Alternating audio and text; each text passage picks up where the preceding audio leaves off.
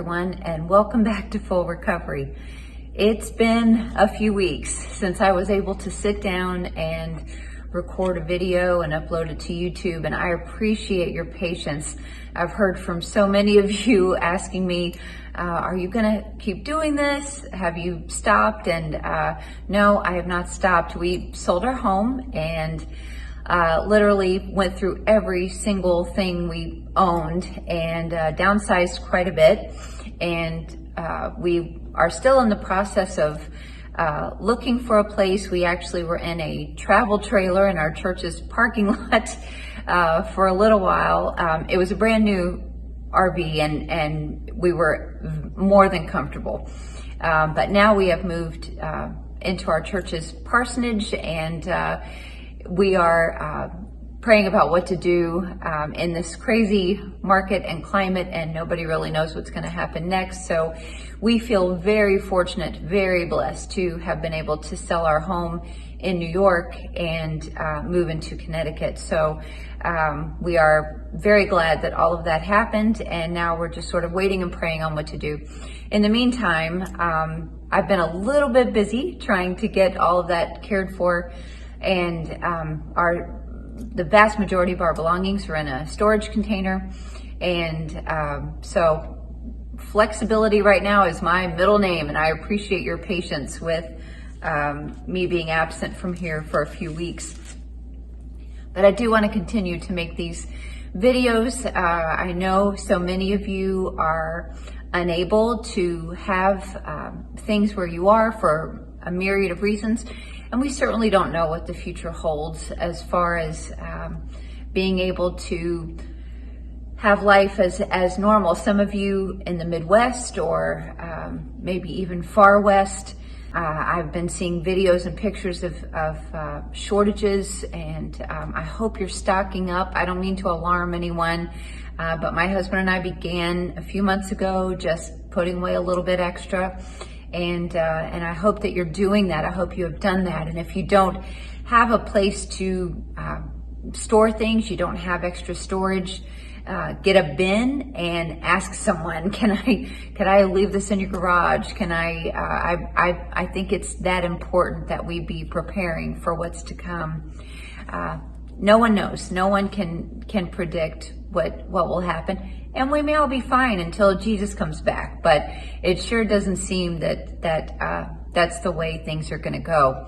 So I hope you're preparing. I hope you're staying prayed up and just trusting the Lord.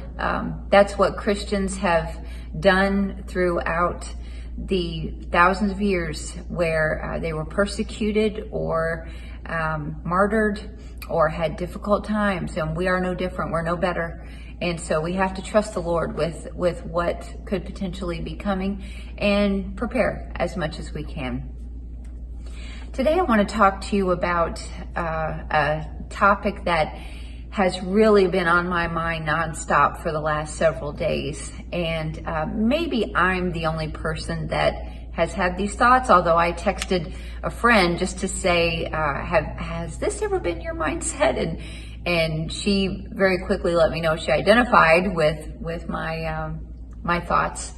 And this is the thought. I don't know if you've ever had a memory or a circumstance that is either incomplete in your mind, or you don't have all of the circumstances that led up to it. Something is missing when you think about this particular circumstance. And I know with me, I have a few. And so my mindset goes to, okay, God, when I get to heaven, I want this question answered. I want these pieces filled in. And then I realize when I get to heaven, I'm not going to care about what happened down here. I'm going to be so glad to be there. I'm going to be so happy. I won't care to have these questions answered. It really will not be a big deal to me. And then I get a little mad because I'm like, but I want closure. I want peace so bad now that it's got to come, right? God has to answer these questions. He has to dot these I's. He has to cross these T's. And at some point, right? He's going to do that, right?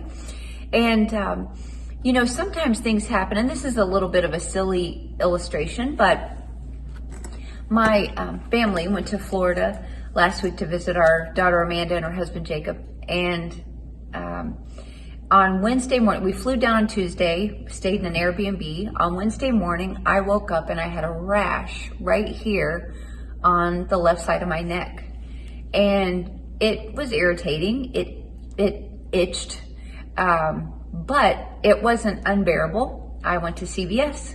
I got some anti-itch cream, put it on, and over the next couple of days, it started to spread a little bit, but still it wasn't bad, and I was just sort of irritated. And then Friday, we were going to head home, and about an hour into that flight, my face just exploded. Now, I should say, I am very allergic to poison ivy, and I know that. I've had poison ivy so bad a couple times that I've had to be on steroids. I had it one time so bad that the blisters actually got in my mouth. It was horrific. I was absolutely miserable. But this rash did not seem like poison ivy. It burned more than once it exploded on my face. It just started to burn, and so I was just trying to get whatever I had in my bag to put on my face that was cool. And then the stewardess brought me some water, and I put napkins in the water, and I'm just trying to get some relief on my face. And still, my daughter was thinking that maybe I was allergic to the detergent that the bedding was washed in, or something the pillow was made of, but I really don't have any known allergies like that. I'm not allergic to anything really except poison ivy. And so, which I think a lot of people are, but some people, they do get it more severely, and I'm one of those people. So I stay very far away. And so Friday, the plane, it got so bad. We landed and I was just a mess. I was actually wishing we would have been required to wear masks because I looked horrible. It looked like I was a burn victim, and also it was gross. A lot of gross things. And so I realized Saturday morning when I woke up, I had to go to the doctor. It was beyond me. So I went to the doctor, and right away he said, "Oh, poison ivy." And I said, "Really?" Because I thought it might be, but it just did not act like typical poison ivy. And so he prescribed steroids, oral and topical, and I am doing much better. I still have some issues on one of my arms and my legs, but it's almost gone. But I would love to know, where did I get that? I avoid poison ivy like the plague. I avoid, I'm outdoors, but I know where to not go in my life, and what not to touch. And like I said, it's been several years since I had to deal with this. So my daughter thought that maybe it was either the detergent or the place where we were staying did have a cat scratcher there, and maybe those people, when they are there, they have a cat, and maybe the cat brought in some poison ivy and just happened to lay on the pillow where I was going to lay that night. I asked the doctor about that. He said it is feasible. At this point, that's my best guess where I got poison ivy this time. But boy, I'd love to know exactly what happened. It's a mystery, and I'll never know. But I said to the Lord, in one of my moments of pity and weakness and great suffering, I said, "Will you please let me know when I get to heaven exactly where this came from? Because this is plaguing me." And of course, it's a silly thing, really, in the whole scheme of things. But I have a circumstance that plagues me Actually, I have a couple, but one, when I was about 6 years old, I was playing outside in our carport. We were living in Dothan, Alabama at the time. That's where I was born. And our house had a carport, which was great. I miss having carports. They are very rare here in the Northeast. But everybody had a carport when I was growing up. And so you could play outside without being exposed to the rain, or you still had a covering over. And I remember I was playing in the carport, and the next thing I know, my mom is screaming, and she ran to get me. She took me inside. She put me in my bedroom. She said, "Do not come out of here till I come back to get you." And I stayed there till she came back. I have no memory of what would have made her come and scream and get me. And I don't know why she put me in my room. I know she was protecting me from something. I remember who was there with me in the carport, but I don't remember what happened to cause her to do that. I wish I did. I wish I could remember. I'll be honest with you, sometimes, and I know it's been, oh my goodness, it's been 46 years since that happened. But just because of the nature of the circumstance and her reaction, I think about that a lot. I have nightmares about it sometimes. Probably because I haven't had them all these years, but I think since my mom went to heaven, I have nightmares about it sometimes. And the nightmares are very real. There's another circumstance from when I was 15. And in this circumstance, I'm not trying to be overly dramatic here, but I really thought I was going to lose my life. The police were called, and I don't know what led up to the circumstance. Now, in this, and I wish I could, don't you hate it when people are vague? I wish I could be more specific. I just cannot. But I remember everybody that was there in this situation, and I remember what happened in the moment when really I almost lost my life at the hands of another person. But I don't remember, or I don't know what led up to that. I don't know. I've tried to get answers for that, and they're just not going to come. And so it's one of those things where you go, God, when I get to heaven, can you please dot these I's for me?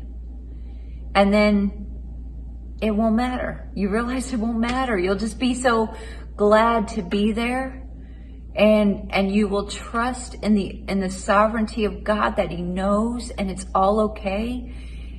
And then the earthly me gets a little frustrated. I care so much now. Can you still do it for me as I am now? Because I will want to know. And maybe you're listening to me talk right now and you're like, wow, that's a bunch of craziness going on in her mind. And if you've never wondered, about circumstances that have happened to you, or even maybe something current, then I think maybe you're in the minority, and wow, that's wonderful. But the human mind dwells on things. And especially as women, we dwell on things. We want to know, because we desire to have closure. And closure is not a word that I put a lot of stock in or embrace often, just because there's so many times in life when we're just not going to get it. But we need it. And it's that struggle. It's that war that goes on in our minds. 1 Corinthians 13 tells us this: for now we see through a glass darkly, but then face to face. Now I know in part, but then shall I know, even as also I am known. I do believe that God will fill in some missing pieces for us, just because I think he cares about us that much. I think there's going to be a lot of things in scripture where we don't have those spaces filled in, and I think he's going to do that for us. And I think even in our lives, I think God will say, oh, this is why my husband preached about Job this morning. Is there a more compelling, heart-wrenching story than Job's? And I believe God rolled it out for Job after the fact, and it all made sense, or at least he had the pieces filled in. And I believe God will do that for you and me. But in the meantime, how do you handle some of those times when there is no filling in of the pieces? The puzzle has some empty spots. Number one, if you can fill in the missing pieces, do it. And usually those will come from talking to people. I wish that I would have sat my mom down and said, please tell me what happened on that day out in the carport. Should I have been afraid of someone? Should I have, I don't know. I just don't know. And I would like to know that. But because as I got older, I was a little bit afraid to talk about it. And then as I grew into my adult years, it started to click with me that everybody that was in that carport was in our lives. And maybe it's just something she decided to move beyond. And I just never brought it up. But I wish I would have. I wish I would have had the questions answered. There are some things that I did. I did say to her, can you tell me about this? Can you tell me about that? And I am glad I know. I am a person who prefers to know than a person who prefers to live in some kind of fog. I would rather be given the truth, whether it's medical information or family history, whatever it is. I want to know. Just tell me in plain English. And I just never asked about that day. Next, ask God for peace when your mind goes to that memory. When our minds get put in park, they go to dark places. They automatically go to the dark place. That's just how it is. And only if you have really trained your mind to go to the positive, or as Philippians 4:8 reminds us, to think on things that are lovely and true and of good report. And I try to live there. My husband lives there about as perfectly as anybody as I've ever seen, but I try to live there. Sometimes I'm not very successful at that. And when my mind is put in park, unless I'm engaged in something, it's going to go to negative circumstances. And when that happens, I just ask God to give me peace. Don't let my mind wrestle. Don't let my mind be at war. I believe the greatest battleground of the Christian woman is her mind. And I believe God and Satan are constantly at war over the mind of the Christian woman. And we have to learn to ask him for peace while we're working through these things. Next, number 3, if you need the help of a trusted counselor, don't be too proud to get it. When our daughter was born, our first daughter, Catherine, I held her in my arms and I made her 3 promises. And the first one was I'd do everything in my power to keep her dad and I loving each other.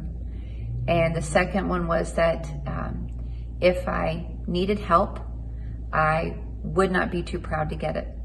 And the third was that I would not pass my baggage on to her. It was not easy, and I did not always succeed. But that second promise I made to her, I've kept that promise. I have not been too proud to get the help I needed. I guess I've always known I needed help.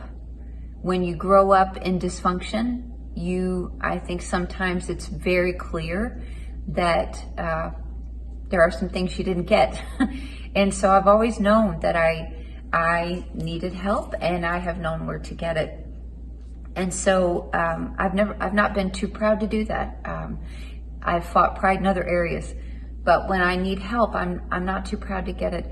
Make sure that that's you. You may need to talk with somebody and hash these things out. And if you do, go for it. Don't have shame or guilt over this. There was a time a few years ago where if I had made the statement that I have nightmares about that event when I was 6 years old, I would have had guilt or embarrassment over that. I'm so far beyond that at this point.